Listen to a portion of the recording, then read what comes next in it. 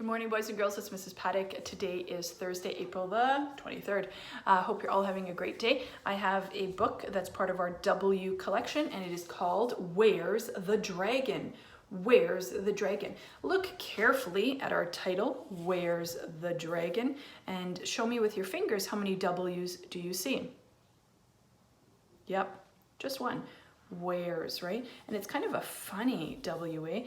It's almost like calligraphy. It's a beautiful kind of a print here, a beautiful font.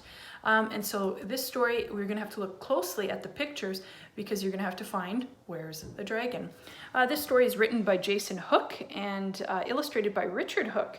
I wonder if they're either brothers or if it's a father and son who did this. I don't know. I'm kind of curious. All right, hope you enjoy it. Each and every year on the first day of summer, little George hurried off to visit his grandfather. The old man had a dog named Meg and a workshop full of wonders. He could carve anything George asked him to: kites, clocks, flutes, fiddles, and wonderful wooden dragons.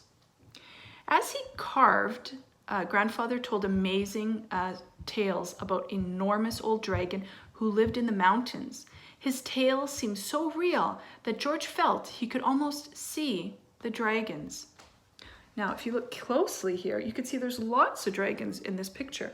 There's a dragon here, right? There's a dragon here. There's even a dragon in the kite here. There's a dragon in the frame, a dragon in there. There's so many dragons everywhere here. It's kind of amazing right here.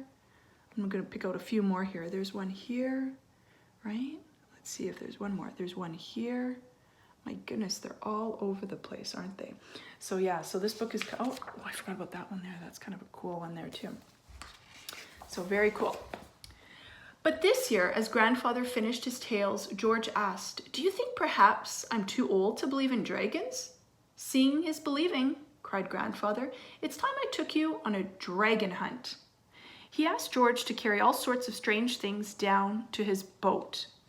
A telescope, an umbrella, a magnifying glass, and an ancient yellow map. Finally, grandfather put on a hat with a long, fluffy feather. "This," he chuckled, "is my dragon hunting hat." That's kind of a silly hat, isn't it? Yeah, again, here we could see some dragons. Dragon here, here, there's a dragon there, right? Let's see where else. Dragons on the house here, of course, right? Even a dragon here in the tree. So lots and lots of dragons. Oh, one in the mountain. There's always a few that it's hard to see. So there's one there. Off they sailed to hunt for the dragon. George was so full of questions. It was a wonder he didn't burst. "Is he a big dragon?" asked George. "Well, he's as big as the sky," roared grandfather. "He must be really easy to see then," said George. "No, not at all," said grandfather. "To see a dragon, you must hunt high and low and always believe hard enough." Look carefully here. You can see a dragon here. You can see the dragon here. You can see a dragon even in the water here, down at the bottom. And in the waterfall here, of course, there's a dragon in the flag. Very cool, eh? When night fell, they tied up the boat and they found a nice place to sleep. As they settled down on the riverbank, George, grandfather, and Meg stared up at the dark sky. "Look, grandfather," whispered George, pointing up at the stars. "What's that winking up in the sky?" "Ah, yes," sighed grandfather. "What a beautiful moon." You see the moon there? But look here. Do you see the dragon? And it's really the dragon winking, isn't it? Yeah, there's a dragon here as well. Neat. They all slept well. They all dreamed of dragons. And Meg snored so loudly that the ground seemed to shake and shudder. But look over here. Look at the big dragon. In the morning, grandfather's boat had vanished. Was it the dragon? George wondered. "Not at all," grumbled grandfather, who was a little nearsighted. "Dragons always leave footprints." But look what they're in. They're in a ginormous footprint, aren't they? They just can't see it. And of course the dragon took the boat away. And dragons, they always live on mountain tops, said Grandfather, striding off up a path. A tail, George cried, trying to catch up with the old man. We've no time for tales, puffed Grandfather.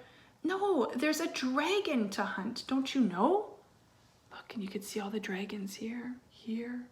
Of course, they're going up a dragon here. There's a dragon there.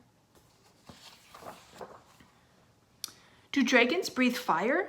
Panted George.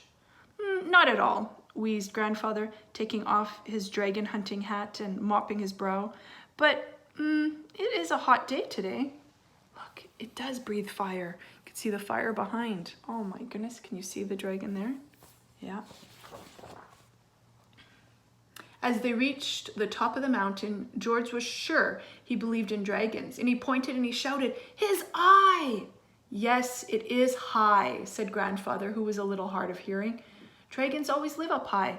He didn't actually say high, he said eye, right? Can you see both his eyes there, right? The mouth, shrieked George. Of a cave, shouted Grandfather. So that's where the dragon's hiding. And with that, he leapt into the darkness, waving his umbrella about his head.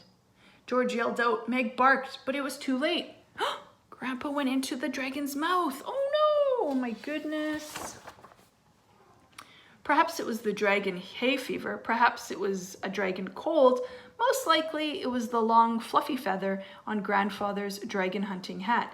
But whatever it was, it made the dragon sneeze. And a sneeze that shook the mountain. Ready? Can you sneeze with me? A big dragon sneeze. Achoo! Whatever it was, it did make the dragon sneeze, and it shook that mountain. Wow, that was quite the breeze blowing, bellowed Grandfather as he somersaulted over their heads. He's still not believing that these are dragons, eh? Silly Grandpa. The dragon hunt was over. Next year we'll hunt higher and lower and believe even harder, cried Grandfather. Then we're sure to see a dragon. Of course, chuckled George, holding Grandfather's hand and winking at Meg. After all, seeing is believing. But George did see all these dragons, right? But did Grandpa? No, he didn't. Maybe you have to be a certain age. I don't know. Hopefully you saw all the dragons, because I sure did. And you know that I'm quite old as well. Hope you all have a wonderful day, my friends. Love you all, miss you, and we'll see you soon. Bye-bye.